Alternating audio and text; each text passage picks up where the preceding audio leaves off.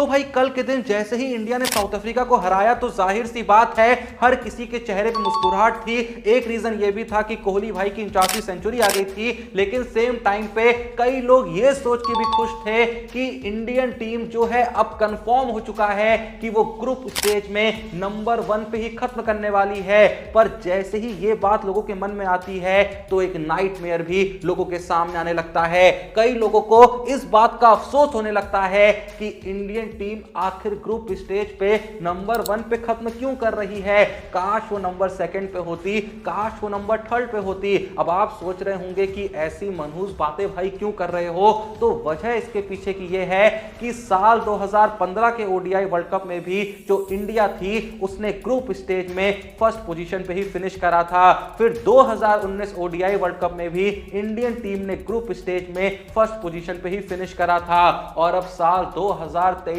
के भी ODI world cup में जहां इंडिया ने ग्रुप स्टेज के अंदर पहली पोजीशन पे ही फिनिश करा है, तो लोगों को ऐसा लग रहा है कि ग्रुप स्टेज के बाद नॉकआउट में साल 2015 और साल 2019 में जो हुआ था कहीं वो साल 2023 में भी तो नहीं होने वाला है। तो भाई बिल्कुल नहीं होने वाला है। तुम देख रहे हो ना इंडियन टीम कैसे खेल रही है। जब इतने बुरे तरीके से डोमिनेट करेगी तो आखिर कोई क्या ही उखाड़ पाएगा। हाँ माना साल 2015 में भी शानदार यहां पे खेल दिखाया था, साल 2019 में भी शानदार खेल दिखाया था, लेकिन साल 2023 का जो अलग ही लेवल का डोमिनेशन चल रहा है इसको हम किसी और वर्ल्ड कप से तो कंपेयर ही नहीं कर सकते। तो भाई जब डोमिनेशन उन वर्ल्ड कप में ऐसा नहीं था तो रिजल्ट वैसा क्यों होगा। भरोसा रखने का, एकदम 100% ये बिलीफ रखने का कि ये जो वर्ल्ड कप है वो इंडियन टीम का ही होने वाला है। मतलब सब कुछ अच्छा हो रहा है भाई, लगातार इंडिया जीते जा रही है, एक नंबर बैटिंग कर रही है, एक नंबर बॉलिंग कर रही है, कोहली भाई सेंचुरी पे सेंचुरी मारे जा रहे हैं, तो समझ लो आगे भी सब अच्छा ही होने वाला है। वैसे कल के मैच में मैंने एक चीज नोटिस करी कि जैसे ही विराट कोहली अपना 49वां शतक जड़ते हैं तो लोग जो है वो अलग अलग सोशल मीडिया पे विराट कोहली और सचिन के बीच कंपैरिजन करने लगते हैं। कई लोग ये लिखने लगते हैं कि किंग कोहली ने 49 सेंचुरी जो है वो सचिन तेंदुलकर के कंपैरिजन में 175 इनिंग कम लेके मार दी है, यानी सचिन ने यही 49 सेंचुरी 175 इनिंग ज्यादा लेके पूरी करी थी। तो भाई फिर से मैं यही कहूंगा, जो लोग असल में ये कंपैरिजन कर रहे हैं ना उन्होंने सचिन तेंदुलकर को खेलते हुए ही नहीं देखा है। मतलब आसान भाषा में आप ये समझ लीजिए कि आज के वक्त में अगर कभी भी कोई तुम्हें ऐसा इंसान दिख जाए जो सचिन और विराट कोहली को कंपेयर कर रहा हो तो बस ये मान लेना कि उसको क्रिकेट की जीरो नॉलेज है। उसने इन दोनों को अपने अपने एरा में पूरे तरीके से खेलते हुए नहीं देखा है, इसीलिए वो ऐसा मूर्खता वाला काम कर रहा है। देखो भाई सचिन का एक अलग ही एरा था, उसने अलग ही लेवल पे उस एरा में डोमिनेट करा था। किंग कोहली का एक अलग ही एरा है, वो अलग ही लेवल पे अपने एरा में डोमिनेट कर रहे हैं। तो इन दोनों को कंपेयर करना सबसे बड़ी मूर्खता है। ये मैं पहले भी कहता था, अब भी कह रहा हूं, आज से आने वाले 100 सालों तक कहता रहूंगा। अब आने वाले वक्त में दो पल के लिए मान लो कोई ऐसा बैट्समैन आ जाता है जो कोहली के कुछ रिकॉर्ड्स को तोड़ देता है, तो क्या तुम कहोगे ये किंग कोहली से बेहतर बैट्समैन है? उसको नहीं पता ना कि कोहली ने किस एरा में खेला था, कोहली के टाइम पे कैसे कैसे बॉलर हुआ करते थे। तो भाई जो अभी कोहली को सचिन से कंपेयर कर रहा है उसको भी अच्छे से नहीं पता है कि सचिन ने आखिर किस लेवल के बॉलरों को खेला है। दो पल के लिए लोग कहेंगे शेन वॉर्न खेला है, मैकग्राथ खेला है, ब्रेटली खेला है। भाई सचिन उनसे पहले से खेल रहा है, उनसे पहले से कई बॉलरों को फेस कर रहा है। सिर्फ McGrath, Shane Warne, Brett Lee Muralidharan list का हिस्सा नहीं है, बहुत बॉलर्स हैं जिनके नाम तुमने सुने तक नहीं होंगे। देखो हो सकता है कि आप में से बहुत लोग के मन में आ रहा होगा कि यार आखिर मैं कौन होता हूं इस बारे में टिप्पणी करने वाला या कमेंट करने वाला।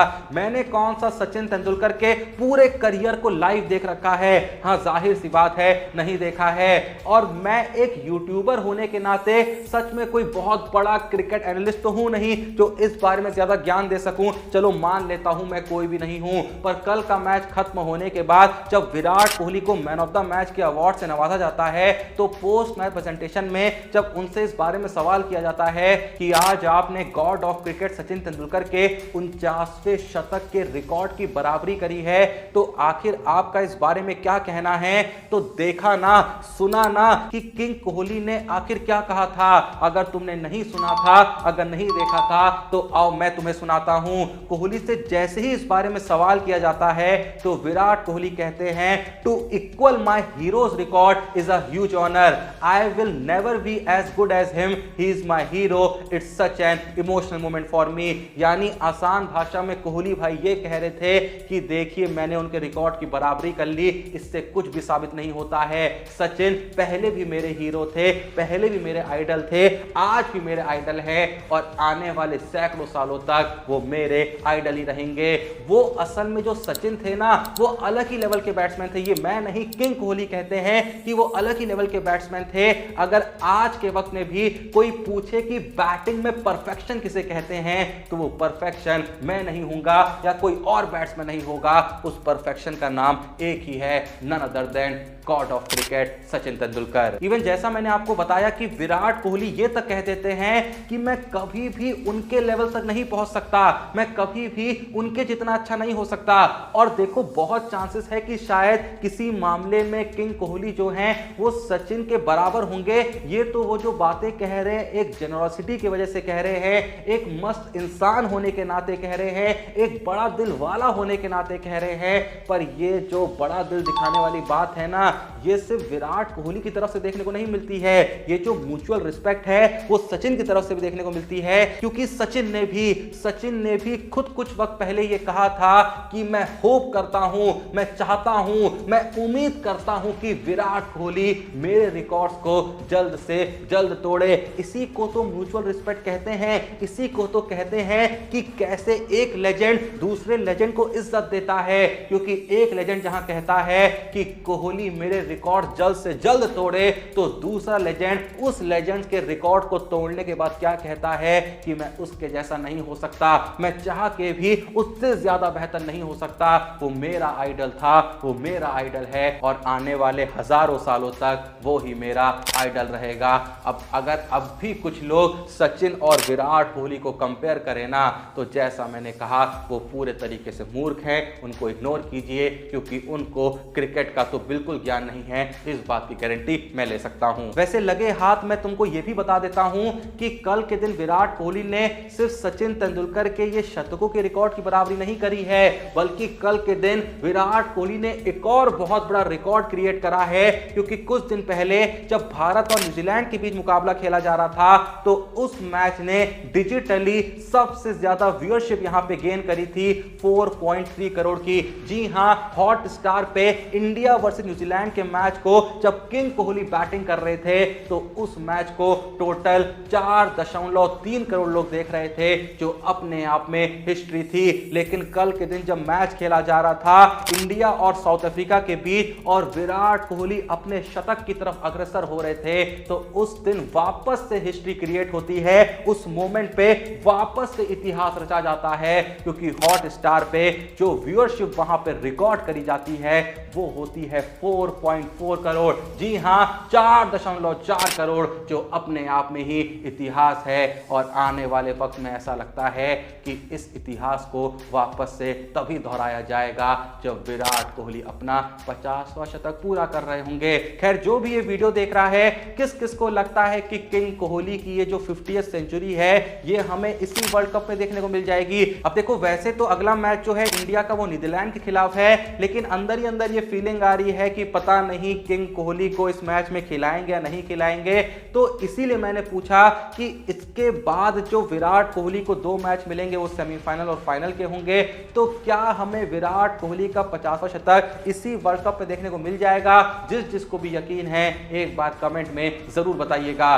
बाकी अपन जल्दी से देख लेते हैं कि कौन है आज के क्रिकेट स्टार जिन्होंने भेजा है अपना सवाल हमारे इंस्टाग्राम के द्वारा। तो उनका नाम है नरेंद्र विकेट, जो पूछते हैं कि अगर आपको डिनर करना है तो आप किसके साथ डिनर करना पसंद करेंगे क्रिकेटर में? तो भाई देखो, जब बात आती है डिनर करने की तो हर इंडियन क्रिकेट फैन की तरह मैं 3 लोगों के साथ डिनर करना पसंद करूंगा। नंबर 1 MS धोनी, दूसरे हैं विराट कोहली, तीसरे हैं रोहित शर्मा। लेकिन मैं जानता हूं कि आप मुझसे यहां पे किसी एक प्लेयर का नाम सुनना चाहते हैं, तो अगर मेरे पास ऑप्शन होगा किसी एक प्लेयर के साथ डिनर करने का तो मैं यहां पे चूज करूंगा महेंद्र सिंह धोनी को। वो इसलिए क्योंकि जाहिर सी बात है डिनर करते वक्त थोड़े से विचार विचार आदान प्रदान होंगे, थोड़ी सी बातें होंगी, और बातें करते वक्त मुझे लगता है जिससे मुझको सबसे ज्यादा सीखने को मिल सकता है, जिसको सुनने में मुझे सबसे ज्यादा मजा आएगा, क्योंकि मैं तो बोलूंगा नहीं, बस सुनूंगा ही। चाहे कोई भी क्रिकेटर बैठा हो, चाहे कोई भी बैठा हो, इन तीनों को छोड़ के कोई भी बैठा हो, मेन काम तो वहां पे सुनने का ही होगा ना,